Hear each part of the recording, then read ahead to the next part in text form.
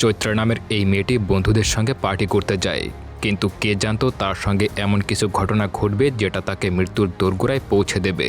পার্টিতে গিয়ে সে নির্মমভাবে গ্যাংরেপের শিকার হয়। বাড়িতে আসার পর তার চুপচাপ অবস্থা দেখে মায়ের কিছুটা সন্দেহ লাগে। ইতিমধ্যে তার এই ভিডিও হোয়াটসঅ্যাপ গ্রুপে ভাইরাল হয়ে গেছে। শেষে উপায় না পেয়ে তার সামনে একটাই পথ খোলা থাকে, সেটা হলো সুইসাইড। কিন্তু মেয়েটির মা তাকে অনেক বোঝায়। অন্যদিকে রেপিস্টগুলো শাস্তিও পেয়ে যায়। তবে আপনারা ভাবতে পারেন হয়তো সিনেমাটা এখানেই শেষ, কিন্তু এখান থেকেই শুরু হয় এই মুভির আসল টুইস্ট। যার উপরে ছেলেগুলো নির্মমতা দেখিয়েছিল, শেষমেশ তার পায়ের কাছে গিয়ে হাজির হতে হয়। গল্পটা শুরু হয় একটা কোর্টরুমকে দেখিয়ে। জর্জের কাছে এমন একটা পিটিশন আসে যেটা দেখে সে নিজেও অবাক হয়ে যায়, কারণ এমন অদ্ভুত মামলা সে আগে কখনো দেখেনি। একজন মহিলা নিজের বিরুদ্ধে মামলা করেছে। জর্জ তখন লাঞ্চ করছিল, কিন্তু পিটিশনটা দেখেই বিষয়টা তার নজর কেড়ে নেয়। খাওয়া শেষ করেই সে এই কেসটা নিয়ে বসার সিদ্ধান্ত নেয়। এদিকে আদালত চত্বরে এই পিটিশন ঘিরে চারদিকে কানাঘুষা শুরু হয়ে যায়। সাংবাদিকরাও এটাকে ব্রেকিং নিউজ হিসেবে ছড়িয়ে দেয়। একজন মহিলা নিজের বিরুদ্ধে কেস করেছে, আর কেন করেছে সেটাই এখন সবথেকে বড় প্রশ্ন। কিছুক্ষণ পর আদালতে বাদী ও বিবাদী হিসেবে ডাকা হয় বিন্দিয়া বিমলাকে। তাকে দেখানো হলে বোঝা যায় যে সে নিজের ভেতরে গভীর কিছু ভাবছে। এরপর সে ধীরে ধীরে কোর্টরুমের দিকে এগিয়ে যায়। তাকে দেখে আশেপাশের মানুষ নানা রকমের মন্তব্য করতে শুরু করে। অনেকে বলতে থাকে হয়তো সে কাউকে হত্যা করেছে, কেউ আবার ধারণা করে হয়তো নিজের স্বামী বা সন্তানদের সাথে ভয়ঙ্কর কিছু করেছে। আবার কেউ বলে সে হয়তো নিজের অপরাধ স্বীকার করে আত্মসমর্পণ করতেই নিজেকে অভিযুক্ত করেছে। চারদিকে শুধু নানান রকমের গুঞ্জন আর জল্পনা চলতেই থাকে। এরই মধ্যে গল্পের দৃশ্য বদলে চলে যায় বিকাশ পাবলিক স্কুলে। পরীক্ষা শেষ হওয়ার পর কয়েকজন বন্ধু মিলে পার্টিতে বের হয় এবং একসঙ্গে আনন্দ করতে শুরু করে। অন্যদিকে আমাদের সামনে তুলে ধরা হয় বাবা মায়ের একমাত্র মেয়ে চৈত্রাকে। সে সকালবেলা ঘুম থেকে উঠে সবার আগে বাবা মাকে কফি দেয়, আর এতে তার বাবা মা তাকে নিয়ে ভীষণ গর্ববোধ করে। চৈত্রের একটা ছোট ভাইও আছে। তার সাথে খুনসুটি আর হাসি মজার মধ্য দিয়ে তার প্রতিদিনের সকাল কাটে। সকালে সবাই একসঙ্গে নাস্তার টেবিলে বসে। ঠিক তখনই চৈত্রের এক বান্ধবী তাকে পার্টিতে যাওয়ার জন্য ফোন করে। চৈত্রা জানায় তার বাবা হয়তো তাকে যেতে দেবে না। তখন বান্ধবী বুদ্ধি করে কলটা লাউডস্পিকারে দিতে বলে। এরপর বান্ধবী সরাসরি চৈত্রার বাবার কাছ থেকে পার্টিতে যাওয়ার জন্য অনুমতি নিয়ে নেয়।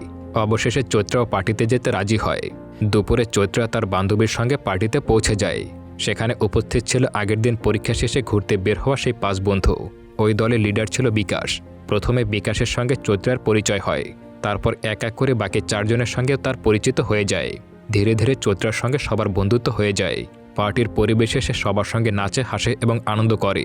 পার্টি শেষ হলে বান্ধবী তাকে নামিয়ে দিতে চাইলে চৈত্রা জানায় তার বাবা তাকে নিতে আসবে, তাই সে সেখানেই অপেক্ষা করতে চায়।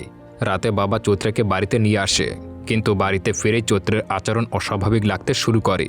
বাবা মা প্রথমে ভাবে হয়তো পার্টির ধকলে সে এমন করছে, কিন্তু চৈত্রা নিজের রুমে গিয়ে গুটিসুটি মেরে বসে কান্না করতে শুরু করে। গোসল করতে গেলে তার শরীর থেকে রক্তপাত ঝরতে দেখা যায়।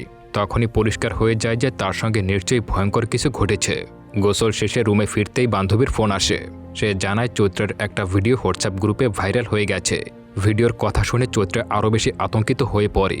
তখন বোঝা যায় বিকাশ ও তার বন্ধুরা তার সঙ্গে জঘন্য কিছু করেছে এবং সেটার ভিডিও তৈরি করেছে।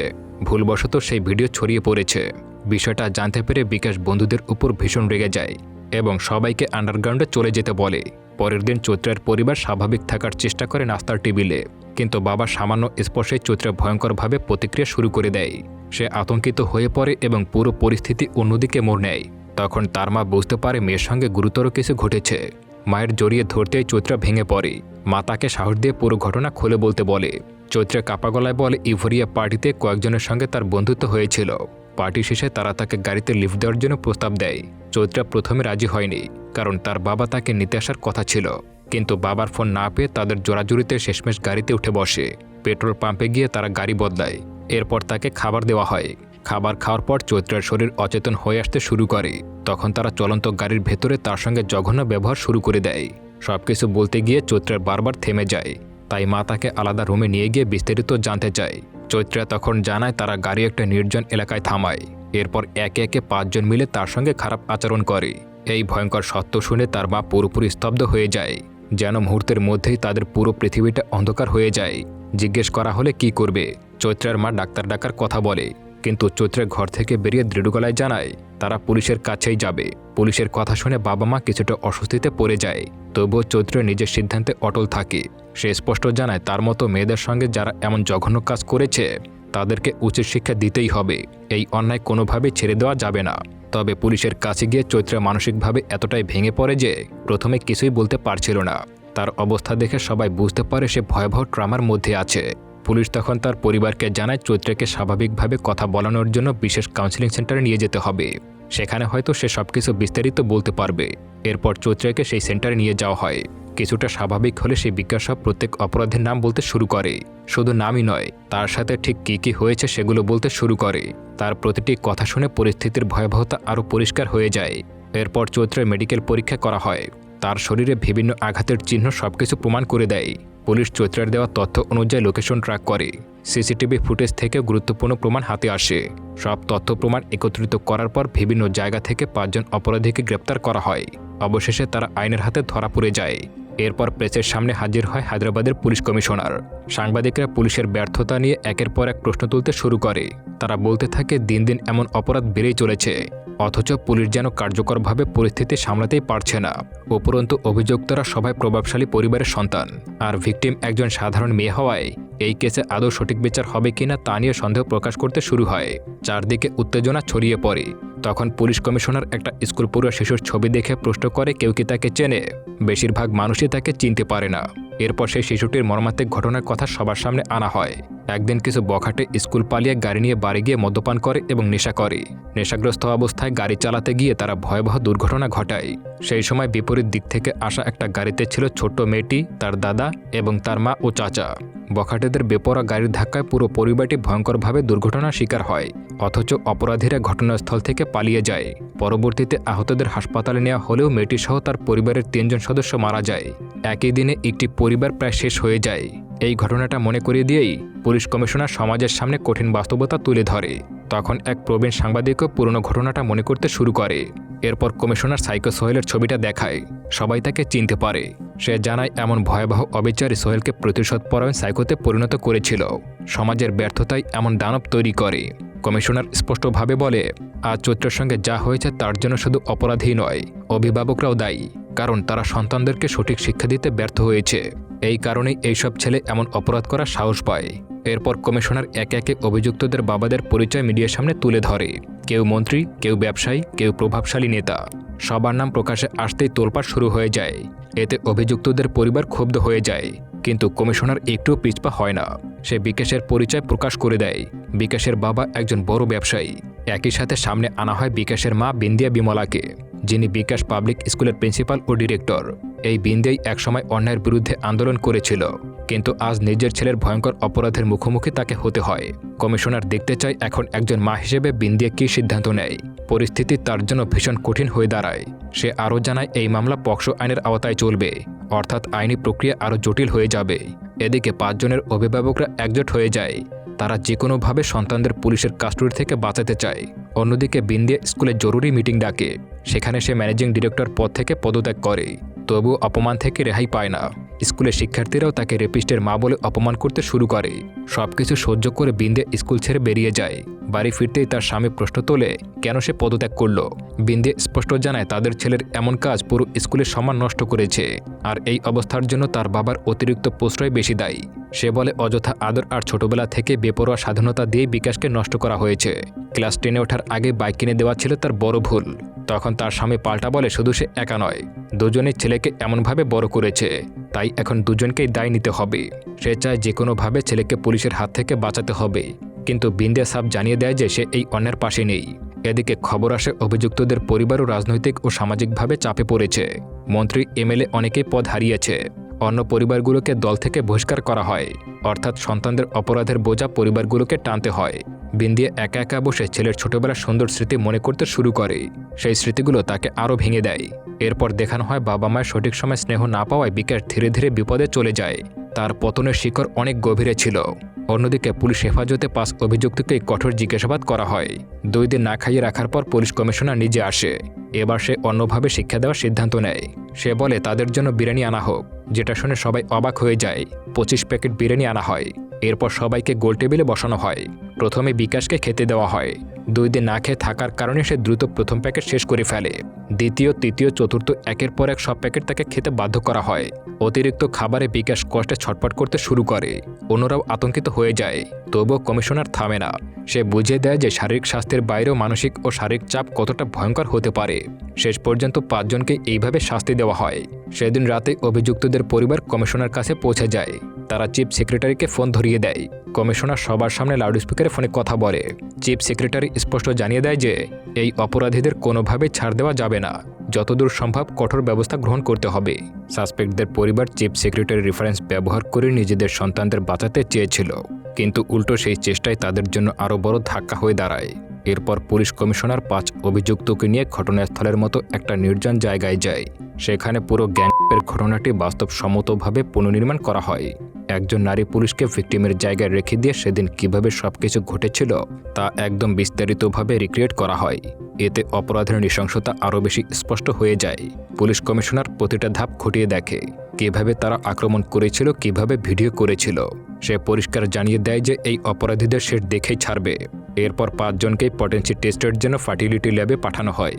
মূলত অপরাধ সংগঠনের সময় তাদের শারীরিক সক্ষমতা যাচাই করতেই এই পরীক্ষা করা হয়। এই কথা শুনেই সবাই চরম লজ্জা ও ভয় পেয়ে যায়। তাদের প্রত্যেককে অপমানজনক অবস্থার মধ্য দিয়ে পরীক্ষার মুখোমুখি হতে হয়। ডাক্তারও কটাক্ষ করে বলে, গ্যাং করার সময় তো খুব সাহস দেখিয়েছিলে, এখন পরীক্ষা দিতে এত ভয় কেন? কথাগুলো তাদের অহংকার একদম ভেঙে দেয়। এক এক করে সবাই পরীক্ষা দেয়। সবার শেষে আসে বিকাশের পালা। কিন্তু চরম অপমান ও ভয়ের চাপে বিকাশ বিষাক্ত রাসায়নিক খেয়ে আত্মহত্যা করার চেষ্টা করে। পরিস্থিতি হঠাৎ করেই আরও জটিল হয়ে যায়। এই সময় বিকাশের মা বিন্দিয়া তার স্বামীকে বলে, এই 5 জন মিলে যে মেয়েটার জীবন ধ্বংস করেছে তার কষ্টের গভীরতায় কি তারা একবারও ভেবেছে? কিন্তু বিকাশের বাবা তখন শুধু নিজের ছেলের কথাই চিন্তা করছিল। সে বুঝতেই চায় না অন্য কারোর জীবনে কতটা সর্বনাশ নেমে এসেছে। ঠিক তখনই বিন্দিয়ার কাছে একটা ফোন আসে। জানানো হয় বিকাশ আত্মহত্যা করার চেষ্টা করেছে এবং হাসপাতালে ভর্তি আছে। খবর শুনে তারা দ্রুত হসপিটালে ছুটে যায়। হাসপাতালে আগে থেকেই পুলিশ কমিশনার উপস্থিত ছিল। নিয়ম মেনে বিকাশের মাকে ছেলের সঙ্গে দেখা করার অনুমতি দেওয়া হয়। বিকাশ কিছুটা সুস্থ হলে মা তার সঙ্গে দেখা করে, কিন্তু মায়ের মুখে সান্ত্বনার বদলে আসে কঠিন সত্য। সে বিকাশকে জানিয়ে দেয় সে ভয়ঙ্কর অপরাধ করেছে আর তার শাস্তি সে পাবেই। এমনকি সেও বলে 5 জনের মধ্যে বিকাশ সবচেয়ে বেশি কষ্টকর পরিণতি ভোগ করবে। এই কথা বলেই বিন্দিয়া সেখান থেকে বেরিয়ে চলে আসে। আর এই অবস্থান স্পষ্ট করে দেয় যে একজন মা হিসেবেও অন্যায়কে সমর্থন করছে না। এরপর শুরু হয় আদালতের মূল বিচার। ভিকটিম চৈত্রা ও 5 অভিযুক্তকে শিশু আদালতের বিচারকের সামনে হাজির করা হয়। বিচারক চৈত্রাকে সাহস দিয়ে পুরো ঘটনাটা খুলে বলতে বলে। চৈত্রা সেদিনের প্রতিটা ঘটনা এক এক করে তুলে ধরতে শুরু করে। সে জানায় পার্টিতে বন্ধুত্বের সুযোগ নিয়ে বিকাশ ও তার বন্ধুরা তার সঙ্গে প্রতারণা করেছে। বিশ্বাসের সুযোগ নিয়ে তারা তাকে নেশাজাতীয় খাবার খাইয়ে অমানবিক নির্যাতন চালিয়েছে। চৈত্রা আরও বলে তারা শুধু জীবনকেই ধ্বংস করেনি, বন্ধুত্ব শব্দটাকে কলঙ্কিত করেছে। তার কথায় আদালতের পরিবেশ ভারী হয়ে যায়। অন্যদিকে সাসপেক্টদের আইনজীবী ভিন্ন যুক্তি তুলে ধরে। সে দাবি করে চৈত্র নাকি নিজের ইচ্ছাতেই তাদের সঙ্গে গিয়েছিল। সিসিটিভি ফুটেজে তাকে স্বেচ্ছায় গাড়িতে উঠতে দেখা গেছে বলে যুক্তি দেখানো হয়। এছাড়া মেডিকেল রিপোর্ট নিয়ে সন্দেহ তৈরি করার চেষ্টা করা হয়। আইনজীবী বলে শরীরের কিছু চিহ্ন অন্য কারণে হতে পারে। সে ভিকটিমকে পরোক্ষভাবে দোষারোপ করার চেষ্টা চালিয়ে যায়। চৈত্রের পক্ষ থেকে তীব্র আপত্তি জানানো হয়। বিচারক পুলিশকে আরও শক্ত প্রমাণ আনার জন্য নির্দেশ দেয় এবং 1 সপ্তাহ সময় দেয়। এরপর মামলার গুরুত্ব আরও বেড়ে যায়। কোর্ট শেষে অভিযুক্তদের পক্ষ থেকে একজন লোক চৈত্রের পরিবারের কাছে আসে। সঙ্গে ছিল বিপুল পরিমাণে টাকা ও সোনার বার। সে চায় প্রভাবশালী পরিবারের বিরুদ্ধে মামলা তুলে নেওয়া হোক। টাকার বিনিময়ে তারা সবকিছু মিটিয়ে ফেলতে চায়। কিন্তু চৈত্রের বাবা এই প্রতিনিধিকে সোজা চর মারে। তার মাও রাগ করে তাকে ঘরের বাইরে বের করে দেয়। পরবর্তী শুনানিতে বিপক্ষের আইনজীবী আবারও প্রশ্ন তুলে বলে, পুলিশ এখনও যথেষ্ট প্রমাণ দিতে পারেনি। ঠিক তখনই পরিস্থিতি বদলে যায়। পুলিশ আদালতে হাজির করে পুরো গ্যাংরেপের ভিডিও ফুটেজ ও ফরেন্সিক রিপোর্ট। এই প্রমাণ পুরো মামলার মোড় ঘুরিয়ে দেয়। ভিডিও চালু হতেই আদালত কেঁপে ওঠে। এমন নিষ্ঠুরতা দেখে সাসপেক্টদের পরিবারও স্তব্ধ হয়ে যায়। বিচারক নিজেও নির্বাক হয়ে যায়। ভিডিও ও ফরেন্সিক রিপোর্ট অপরাধের প্রতিটা দিক প্রমাণ করে দেয়। সব প্রমাণের ভিত্তিতে বিকাশকে প্রধান আসামি করা হয়। 5 জনকে বিভিন্ন ধারায় দোষী সাব্যস্ত করা হয়। শেষ পর্যন্ত আদালত 5 অভিযুক্তকে 20 বছরের কারাদণ্ড দেয়। এই রায় পুরো সমাজে আলোড়নের সৃষ্টি হয়। পুলিশ কমিশনার দ্রুত ও কঠোর পদক্ষেপের জন্য প্রশংসা করা হয়। অনেকে তাকে ন্যায় বিচারের প্রতীক হিসেবে দেখতে শুরু করে। তবে অভিযুক্তদের পরিবারের পরিচয় প্রকাশে আনার কারণে কমিশনারকে অনেক প্রশ্নের সম্মুখীন হতে হয়। প্রশাসনিকভাবে তাকে সাময়িক বরখাস্ত করা হয়। রায় ঘোষণার পর 5 অপরাধীকেই কালো মুখোশ পরিয়ে জেলে নিয়ে যাওয়া হয়। তাদের পতন যেন পুরো সমাজের জন্য এক কঠিন বার্তা হয়ে দাঁড়ায়। অন্যদিকে পুলিশ কমিশনারকেও নিজের পদক্ষেপের জন্য জবাবদিহির মুখোমুখি হতে হয়। তবুও সে প্রমাণ করে ন্যায় বিচারের জন্য লড়াই কখনো সহজ নয়। সাংবাদিকের সামনে পুলিশ কমিশনার স্পষ্ট জানায়, আইনের ঊর্ধ্বে কেউ নয়, সে নিজেও না। তাই নিয়ম ভাঙার দায় এলে সেটাও সে মেনে নেবে। তবে সে এটাও বলে, আজকের রায় পরিষ্কার করে দিয়েছে যে অপরাধ করে কেউ শেষ পর্যন্ত পার পাবে না। এই বিচার সমাজের জন্য বড় একটা বার্তা হয়ে দাঁড়ায়। রায় ঘোষণার পরই সাধারণ মানুষের ক্ষোভ গিয়ে পড়ে বিকাশ পাবলিক স্কুলের উপর। কারণ এই স্কুলের 5 শিক্ষার্থী গ্যাংরেপের মতো জঘন্য অপরাধে দোষী হয়েছে। ক্ষুব্ধ জনতা স্কুল বাস ভাঙচুর করে এবং চারদিকে স্কুলটিকে ঘিরে নেতিবাচক সংবাদ ছড়িয়ে পড়ে। এসব দেখে বিন্দিয়া ভীষণভাবে ভেঙে পড়ে। এরপর 5 জন অপরাধীকে শাস্তি ভোগের জন্য সেন্ট্রাল জেলে পাঠানো হয়। সেখানে তাদেরকে আলাদা আলাদা কক্ষে রাখা হয়। বিকাশকে যে কক্ষে রাখা হয় সেখানে অন্য কয়েদিরা তাকে রেপিস্ট বলে অপমান করতে শুরু করে। প্রতিনিয়ত তাকে মানসিকভাবে ভেঙে ফেলার চেষ্টা চালিয়ে যায়। সেই জেলেই ছিল সাইকো সোহেল। সোহেল বিকাশকে অপমান করার জন্য তার গায়ে প্রস্রাব করে দেয়। শুধু তাই নয়, সে বিকাশকে নিয়ে নিয়মিত হাসি ঠাট্টা করে এবং অন্যদেরকে উস্কানি দেয় যে তাকে যেন যৌন নির্যাতন করা হয়। পরিস্থিতি দিন দিন আরও বেশি ভয়ঙ্কর হয়ে যায়। এসব সহ্য করতে না পেরে বিকাশ একসময় রেগে যায়। সে সবার বিরুদ্ধে দাঁড়িয়ে সোহেলের সঙ্গে মারামারিতে জড়িয়ে পড়ে। মারামারিতে কখনো বিকাশ মার খায়, আবার কখনো পাল্টা আঘাত করে। শেষ পর্যন্ত পুলিশ এসে সোহেলকে সরিয়ে নিয়ে যায়। প্রথমবার কেউ সোহেলের বিরুদ্ধে দাঁড়াতে পেরেছে দেখে ব্যারাকের কিছু কয়েদিও বিকাশকে ভিন্ন চোখে দেখতে শুরু করে। কেউ কেউ তাকে সহানুভূতি দেখায়। এরপর দেখতে দেখতে জেলে কেটে যায় 6 বছর। এই দীর্ঘ সময় বিকাশকে দেখতে প্রায় কেউই আসে না। তবে একসময় বিন্দিয়ার কাছে খবর আসে বিকাশ জেলে অনেকটাই বদলে গেছে। সে মন দিয়ে পড়াশোনা করছে এবং নিজেকে পরিবর্তনের চেষ্টা করছে। এই খবর শুনে বিন্দিয়া ছেলের পরীক্ষার কথা ভেবে তার প্যারোলের আবেদন করে। অবশেষে বিকাশ 3 মাসের জন্য প্যারোলে মুক্তি পায়। কিন্তু জেল থেকে বের হওয়া বর্তমান বিকাশ যেন আগের মানুষটি নেই। তার আচরণে বড় পরিবর্তন দেখা যায়। মা তাকে সময় দিতে চাইলেও সে খুব একটা গুরুত্ব দেয় না, বরং গাড়িতে উঠেই নিজের মতো করে আচরণ করতে শুরু করে। গাড়ি চালানোর সময় বিন্দিয়া পুলিশকে সুপারিশ করার জন্য নিজের অপরাধবোধের কথাও ভাবতে শুরু করে। তার মনে হয় হয়তো সে এখনও তার ছেলেকে ঠিকভাবে বুঝতে পারছে না। একটি ট্রাফিক সিগন্যালে গাড়ি থামতেই বিকাশ হঠাৎ করে নেমে যায়। এরপর সে কাউকে ফোন করে দ্রুত অন্যদিকে চলে যায়। বিন্দিয়া উদ্বিগ্ন হয়ে ছেলের পিছু নেয়। খুঁজতে খুঁজতে সে একটি বাড়িতে পৌঁছে যায়। সেখানে গিয়ে সে দেখতে পায় বিকাশ কিছু লোকের সঙ্গে মদ গ্রহণ করছে। তার সাথে একটা মেয়েও ছিল। এই দৃশ্য দেখে বিন্দিয়া ভীষণ ভেঙে পড়ে। এতদিনের পরিবর্তনের আশা যেন মুহূর্তেই ভেঙে যায়। সে জোর করে বিকাশকে সেখান থেকে গাড়িতে তোলে এবং নিজের কলোনিতে নিয়ে আসে। এখন সে স্বামীর থেকে আলাদা থাকত। বিকাশের বাবা রেডিও ছেলের মুক্তির খবর শুনে সেখানে চলে আসে। সে চায় বিকাশকে নিজের কাছে নিয়ে যেতে, কিন্তু বিন্দে স্পষ্ট জানিয়ে দেয় তার ছেলে তার সঙ্গেই থাকবে। শেষ পর্যন্ত বিকাশ মায়ের কাছে থাকতে রাজি হয়ে যায়। তবে কলোনির মানুষ এতে ক্ষুব্ধ হয়ে যায়। তারা বলে একজন ধর্ষককে এখানে রাখা নিরাপদ নয়, এখানে তাদের মা বোনরাও থাকে। রেডি প্রতিবাদ করলে পরিস্থিতি উত্তপ্ত হয়ে যায়। এরপর বিন্দিয়া ছেলেকে ঘরে নিয়ে গিয়ে পরিষ্কার পরিচ্ছন্ন করায়, খেতে দেয় এবং বিশ্রাম নিতে বলে। পরের দিন সকালে বিন্দিয়া বিকাশের রুমে এসে স্তব্ধ হয়ে যায়। সে দেখতে পায় বিকাশ আবারও একটি মেয়ে নিয়ে ঘুমিয়ে আছে, অর্থাৎ আগের রাতেও সে এই মেয়েটির সঙ্গেই ছিল। এই দৃশ্য দেখে বিন্দিয়া বুঝতে পারে তার ছেলে আদৌ বদলেছে কিনা। তা নিয়ে এখনও তার গভীর সন্দেহ রয়ে গেছে। বিন্দিয়া বিকাশকে ডাকলেও সে কোনো গুরুত্ব দেয় না। শেষ পর্যন্ত রাগে বালতির পানি ছুঁড়ে মেরে তাকে ঘুম থেকে জাগিয়ে তোলে। হঠাৎ এভাবে পানি ঢালায় বিকাশ ভীষণ রেগে যায়। সে মায়ের উপরে চিৎকার করে জানায় সে তার বন্ধুর সঙ্গেই আছে। এতে তার সমস্যাটা কোথায়? সেদিন বিকেলে এক বিয়েবাড়ির ছাদে বিকাশ আবারও সেই মেয়েকে নিয়ে হাজির হয়। তার আচরণে স্পষ্ট বোঝা যায় যে সে আগের মতো রয়ে গেছে। জেলে গিয়েছে, 6 বছর কাটিয়েছে, এখন সে প্যারোলে বের হয়েছে। আবার অপরাধ করে আরও বছর জেল খাটলেও তেমন কিছু হবে না, যেন অপরাধী তার জীবনের অংশ হয়ে গেছে। বিন্দিয়ার সামনে এইসব কথা শুনে আশেপাশের তরুণরাও প্রভাবিত হতে শুরু করে। বিকাশ নিজের জীবনকে এক ধরনের বিদ্রোহী উদাহরণ হিসেবে তুলে ধরতে চায়। সন্ধ্যায় বিকাশ বন্ধুদের সঙ্গে ড্রাগ নিতে গেলে সেখানে এক অদ্ভুত ঘটনা ঘটে যায়। পুলিশ কমিশনার জয়দেবকে ছদ্মবেশের ড্রাগ ডিলারের সঙ্গে দেখা যায়। ডিলার কিছু সন্দেহ করে অস্ত্র বের করতেই পরিস্থিতি উত্তপ্ত হয়ে যায়। মুহূর্তের মধ্যে জয়দেব পাল্টা ব্যবস্থা নেয়। ডিলারের হাতে গুলি লাগার পরপরই জয়দেবের পুরো টিম সেখানে পৌঁছে যায়। পুরো অপারেশন দ্রুতই নিয়ন্ত্রণে চলে আসে। বিকাশ জয়দেবকে চিনে ফেলে এবং অবাক হয়ে যায়। তখন জয়দেবের টিম জানায় সে এখন বিশেষ নার্কোটিক টিমের প্রধান হয়ে গোপনে কাজ করছে। অপারেশন শেষে সবাইকে আটক করা হয়। এরপর জয়দেব বিকাশকে তার মায়ের কাছে নিয়ে আসে। সে বিকাশকে কঠিনভাবে বলে, জীবনে সবাই ভুল করে, কিন্তু দ্বিতীয় সুযোগ সবাই পায় না। তার মা অনেক কষ্ট করে তাকে আরেকটা সুযোগ এনে দিয়েছে। জয়দেব সতর্ক করে দেয়, যদি আবার ড্রাগ বা অপরাধে জড়ায় তাহলে আর কোনো সুযোগ থাকবে না।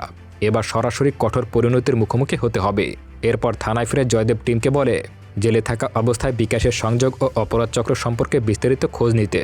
বিশেষ করে ওমরের সঙ্গে তার সম্পর্ক খতিয়ে দেখতে বলে। কিন্তু এত কিছুর পরেও বিকাশ থামে না। সে বাড়িতে বন্ধুদের নিয়ে আবারও নকল ড্রাগস আর পার্টির আয়োজন করে। সেখানে সবাই মাদকাসক্ত পরিবেশে ডুবে যায়। এমনকি এক মেয়েকে নিতে দেখা যায়। ঠিক তখনই বিন্দিয়া সেখানে পৌঁছে যায়। ছেলের এই নোংরা অবস্থা দেখে সে প্রচণ্ড ক্ষিপ্ত হয়ে যায়। রাগে সে লাইসেন্স করা পিস্তল বের করে ড্রিঙ্কসের বোতলে গুলি চালায়। মুহূর্তের মধ্যেই পুরো পার্টি থেমে যায়। বিকাশ সবাইকে চলে যেতে বলে। এরপর মায়ের দিকে তাকিয়ে ব্যঙ্গ করে বলে, যদি এত রাগ হয় তবে সরাসরি তাকে মেরে ফেলুক। সে বলে, তিলে তিলে মরার চেয়ে একেবারে মরে যাওয়াই ভালো। কথাগুলো বলতে বলতে সে মায়ের হাত থেকে পিস্তল কেড়ে নেয়। তারপর পিস্তল নিজের দিকে তাক করে এক ধরনের মানসিক ভাঙনের প্রকাশ ঘটাতে শুরু করে। বিকাশের ভেতরের অন্ধকার তখন আরও স্পষ্ট হয়ে যায়। বিন্দিয়া ছেলের হাত থেকে অস্ত্র কেড়ে নেওয়ার চেষ্টা করে। একসময় ধস্তাধস্তির মধ্যে পিস্তল ছিটকে বাইরে পড়ে যায়। কিন্তু বিকাশ তখন ড্রাগের নেশায় নিয়ন্ত্রণ হারিয়ে ফেলে। সে নিজের মায়ের প্রতিও শারীরিকভাবে আক্রমণাত্মক হয়ে যায়। বিন্দিয়া তাকে ধাক্কা দিয়ে সরিয়ে দেয়। আতঙ্ক ও ঘৃণায় সে বলে ওঠে, কি ভয়ঙ্কর দানবের জন্ম দিয়েছি। রাগে ও যন্ত্রণায় সে আশেপাশে সবকিছু জিনিস ছুঁড়ে মারে। নিজের জীবনীও সে হতাশ হয়ে পড়ে। এক পর্যায়ে বিন্দিয়া নিজেকে শেষ করে দিতে চায়।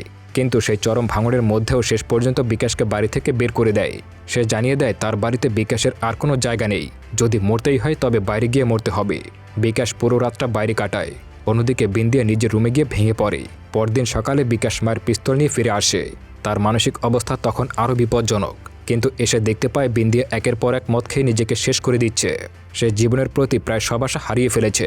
বিন্দিয়া বলতে থাকে তার জীবনে আর কিছুই অবশিষ্ট নেই, সবকিছু যেন ধ্বংস হয়ে গেছে। এদিকে জয়দেবের তদন্তে বেরিয়ে আসে জেলে থাকাকালীন সময় বিকাশের সঙ্গে ওমরের ঘনিষ্ঠ সম্পর্ক তৈরি হয়েছিল। সেই সংযোগই তাকে আরও অপরাধী চক্রের কাছে নিয়ে যায়। জেলে সোহেল বহুবার বিকাশকে টার্গেট করেছিল, কিন্তু বিকাশও ধীরে ধীরে নিজেকে টিকিয়ে রাখতে শিখে গেছে। এক লড়াইয়ের মধ্য দিয়েই ওমরের নজরে চলে আসে বিকাশ। এরপর ওমর তাকে জেলের ভেতরে নিজের প্রভাব বলায় নিয়ে আসে। 6 বছরে বিকাশ জেলের ভেতরে নিজস্ব অবস্থান তৈরিও করে ফেলেছে। অর্থাৎ তার পরিবর্তনের আড়ালে আরও ভয়ঙ্কর অন্ধকার লুকিয়েছিল। বর্তমান সময় ফিরে দেখা যায় বিন্দিয়া প্রায় সবসময় মদ্যপান অবস্থায় থাকে। নিজের জীবনের ব্যর্থতা তাকে প্রতিনিয়ত আরও ভেঙে দেয়। সে রাস্তায় মাতলামি করতে শুরু করে। ফলে পুরো কলোনির মানুষ বিরক্ত হয়ে অভিযোগ জানাতে শুরু করে। বিকাশ তখন মাকে নিয়ে বাবার কাছে আসে, কিন্তু সেখানেও বিন্দিয়া শুধু ড্রিঙ্কস করেই চলেছে। পরিস্থিতি দিন দিন আরও বেশি খারাপের দিকে যেতে শুরু করে। এর মধ্যে বিকাশ তার বন্ধুদের নিয়ে আবারও রাস্তায় ঘুরে বেড়ায়। তাকে দেখে আশেপাশের মানুষ ছিছি করে মন্তব্য করে। এমনকি চৈত্রের সেই পুরনো ফ্রেন্ড যে পার্টির সময় সব দেখেছিল সে হতাশ হয়ে যায়। পরের দিন এক ভয়ঙ্কর ঘটনা ঘটে। ওমর জেলে থাকাকালীন সময় তার গার্লফ্রেন্ড ট্রেনের নিচে পড়ে আত্মহত্যা করেছে। বিকাশ তাকে বাঁচাতে ছুটে গেলেও শেষ মুহূর্তে কিছুই করতে পারে না। এই ঘটনার পর বিকাশের বর্তমান গার্লফ্রেন্ড তার সামনে আসে। সে একসময় গ্রামের মেয়ে ছিল, কিন্তু ধীরে ধীরে সেও নেশার জগতে জড়িয়ে পড়ে। তাদের এক সঙ্গীকে হারানোর পর অমৃতাও মানসিকভাবে ভেঙে পড়ে। অন্যদিকে বিন্দিয়াও এক পার্টিতে গিয়ে আবারও ড্রিঙ্কস করতে শুরু করে এবং সম্পূর্ণভাবে ভেঙে পড়ে। পরিস্থিতি এমন পর্যায়ে পৌঁছায় যে সে নিজের ভারসাম্য হারিয়ে ফেলে। বিকাশ তখন মাকে নিয়ে তার বাবার কাছে আবারও চলে আসে, কিন্তু বাড়ি গিয়েও বিন্দিয়া শুধু ড্রিঙ্কস করেই যাচ্ছিল। কোনোভাবে নিজেকে সামলে রাখতে পারছিল না।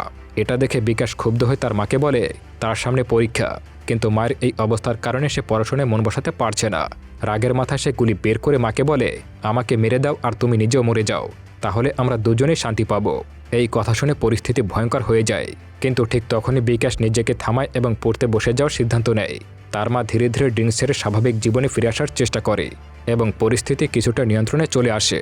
অন্যদিকে জয়দেব ওমরের কাছ থেকে আবারও ড্রাগ পাচারের তথ্য বের করে, কিন্তু ওমর বারবার সোহেলের প্রসঙ্গ তোলে। সে জানায় সোহেলই পুরো নেটওয়ার্ক সবচেয়ে ভালো জানত। জয়দেব তখন সিদ্ধান্ত নেয় সোহেলের লোকের সঙ্গে যোগাযোগ করতে হবে এবং অপারেশন ইউফোরিয়া আবারও সক্রিয় করতে হবে।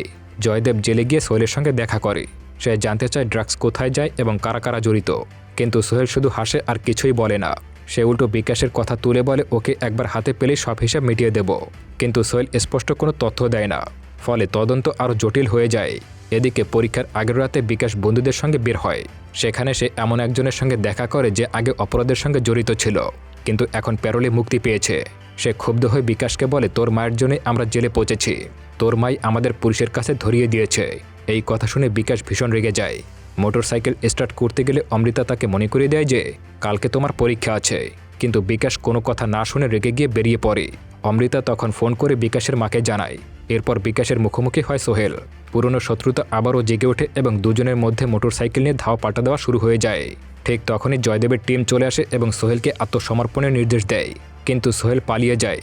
জয়দেব নির্দেশ দেয় বিকাশ যেন কোনোভাবে ক্ষতিগ্রস্ত না হয়, কারণ তার পরীক্ষা আছে। সোহেলকে জীবিত ধরার জন্য বলে দেয়। এরপর সোহেল একটি গোপন আস্তানায় গিয়ে পুরো ড্রাগস নেটওয়ার্ক নিয়ন্ত্রণ করে এবং নতুন করে প্ল্যান সাজায়। সমস্ত তথ্য একটা পেনড্রাইভে রেখে গলায় ঝুলিয়ে রাখে। কিন্তু পালানোর সময় একটা ট্রাক দুর্ঘটনায় সোহেল মারা যায়। সেই পেনড্রাইভ থেকেই পুরো নেটওয়ার্কের সব তথ্য সামনে চলে আসে। এদিকে বিকাশ ফোনে মায়ের কল পেয়ে রেগে গিয়ে ফোনটা ছুঁড়ে ফেলে দেয় এবং একা চলে যায়। তার মা শুধু তার অতীতের কথা ভেবে মনে মনে কাঁদতে শুরু করে। বিন্দিয়া তখন জয়দেবকে ফোন করে জানায় সে এখনও বিকাশের খোঁজ পায়নি। জয়দেব আশ্বাস দেয় যে পুরো বিষয়টা সে দেখবে। এরপর জয়দেব ও তার টিম পুরো ড্রাগসের চক্রটা ধরতে সফল হয় এবং সমস্ত ড্রাগস আগুনে পুড়িয়ে ধ্বংস করে অপারেশন ইউফোরিয়া শেষ করে। পরের দিন পরীক্ষা কেন্দ্রে বিকাশের মা বাবা অপেক্ষা করতে থাকে, কিন্তু পরীক্ষা হলে বিকাশ আর আসে না। পুলিশের প্রিজন ভ্যানে বিকাশকে নিয়ে যাওয়া হয়। বিন্দিয়া শুধু আফসোস করতে থাকে, কারণ আজকের পরীক্ষাটা ছিল বিকাশের জীবনের দ্বিতীয় সুযোগ। এই পরীক্ষায় পাশ করতে পারলে তার জেল থেকে মুক্তি পাওয়ার একটাই সুযোগ ছিল, কিন্তু সে এক্সাম দিতে আসেনি। এক্সামের সময় শেষ হওয়ার পর বিকাশকে প্রিজন ভ্যানে তোলা হয়। এরপর মায়ের সামনে দিয়ে তাকে কোর্টে নিয়ে যাওয়া হয়।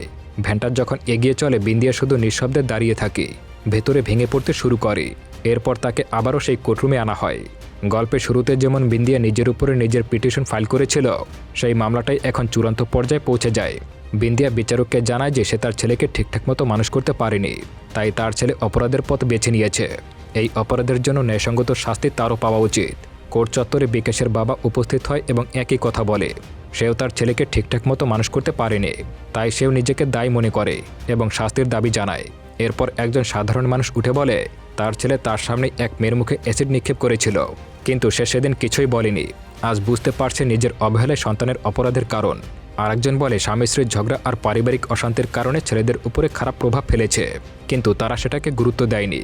সব শুনে বিচারক বলে এমন কোনো শাস্তি নেই যা অভিভাবকদের উপর সরাসরি দেওয়া যায়, তবে ধর্মীয় ও নৈতিক শিক্ষা অনুযায়ী সন্তানকে সঠিকভাবে মানুষ করা প্রত্যেকের দায়িত্ব। এরপর আদালত অধিবেশন শেষ হয়। বিকাশকে আবারও প্রিজন ভ্যানে নেওয়া হয়। ভ্যান যখন সামনের দিকে এগোতে থাকে তখন জয়দেব গাড়ি নিয়ে এসে উপস্থিত হয়। সে বিকাশকে জানায় আগামী সপ্তাহে দিল্লিতে আরেকটি পরীক্ষার সুযোগ আছে, তার জন্য 2 সপ্তাহের ছুটি বাড়ানো হয়েছে। সে বলে এবার যেন তার পরীক্ষাটা মিস না করে। বিকাশ হতাশ গলায় বলে তার এই দ্বিতীয় সুযোগ দরকার নেই। সমাজ তাকে ঘৃণা করে, মা তাকে হারাতে বসেছে, বাবা অপমানিত, সে আর বাঁচতে চায় না, তাকে মেরে ফেলাই ভালো হবে। সব শুনে জয়দেব কঠোরভাবে বলে যখন সে অপরাধ করেছিল তখন শুধু সে নয়, তার পরিবারও এই জালে জড়িয়ে গেছে, তাই দায়িত্ব এড়ানোর সুযোগ নেই। সে বুঝায় যদি সে এখন নিজের জীবন পরিবর্তন করতে চায় তাহলে তার বাবা মাও একদিন এই কষ্ট থেকে মুক্তি পাবে। কয়েকদিন পর আবারও কোর্টের দ্বিতীয় সেশন শুরু হয়। ডিস্ট্রিক্ট সেশন কোর্টে বিকাশ উপস্থিত হয়। সে ধীরে ধীরে কোর্টরুমের দিকে এগিয়ে যায়। ভেতরে ঢোকার আগে সে চমকে যায়, কারণ ম্যাজিস্ট্রেট আর কেউ নয়, সেই চৈত্রাকে দেখা মাত্রই বিকাশ থমকে যায় এবং কান্নায় ভেঙে পড়ে। পুরনো সব ঘটনা তার চোখের সামনে একেবারে ভেসে উঠতে শুরু করে। কোর্টে উপস্থিত অনেকেই বলে এটি একটি গ্যাংরেপের কেসের আসামি, তাই তাকে যেন কোনো সুযোগ দেওয়া না হয়। চৈত্রা প্রথমে বিকাশের ফাইল খতিয়ে দেখে, তারপর তাকে কয়েকটি প্রশ্ন করে। বিকাশ ভাঙা গলায় সব প্রশ্নের উত্তর দেয়। তার কণ্ঠে অনুশোচনা স্পষ্ট হয়ে যায়। সব কিছু শোনার পর চৈত্রা শেষ সিদ্ধান্তে পৌঁছে যায়। সে ফাইলে সই করে বিকাশের জন্য দ্বিতীয় সুযোগের অনুমোদন করে দেয়। সে শেষে বিকাশকে বলে বেস্ট অফ লাক। বিকাশ কিছু বলতে পারে না, চুপচাপ ফাইল হাতে নিয়ে মায়ের পাশে গিয়ে বসে পড়ে। তার মা ফাইল অ্যাপ্রুভ দেখে আনন্দে কেঁদে ফেলে এবং ছেলে তার মায়ের পায়ে পড়ে ক্ষমা চাইতে শুরু করে। কোর্ট থেকে বের হওয়ার সময় চৈত্রা দূর থেকে তাকিয়ে দেখে, তার চোখে একসাথে কষ্ট আর শান্তি দুইটাই দেখা যায়। এরপর বিকাশ গাড়িতে উঠে চলে যায়। তার মায়ের চোখে তখনও কান্না, কিন্তু মুখে এক টুকরো স্বস্তির হাসি। আর এভাবেই গল্পটি শেষ হয়ে যায় একটি নতুন সুযোগ, অনুশোচনা আর পরিবর্তনের আশা নিয়ে। আসলে চৈত্র থেকে আমরা একটা জিনিস বুঝতে পারি যে জীবনে কখনো হাল ছাড়তে নেই। সকল পরিস্থিতির মোকাবেলা করে নিজেকে উন্নতির শিখরে নিয়ে যেতে হবে। আর সবশেষে বোঝা যায় ক্ষমা মানুষের মহৎ গুণ। সুতরাং সেই সব মানুষদেরকে ক্ষমা করে দিন যারা আপনার সঙ্গে অন্যায় করেছে, যারা আপনার সঙ্গে খারাপ করেছে। হয়তো সাময়িকভাবে একটু ভালো আছে, কিন্তু অদূর ভবিষ্যতে তার ভালো থাকাটা ডিপেন্ড করতে পারে আপনার ক্ষমার উপরে। বন্ধুরা, আমি কি কিছু ভুল বলেছি নাকি? অবশ্যই কমেন্ট করে জানাতে পারেন।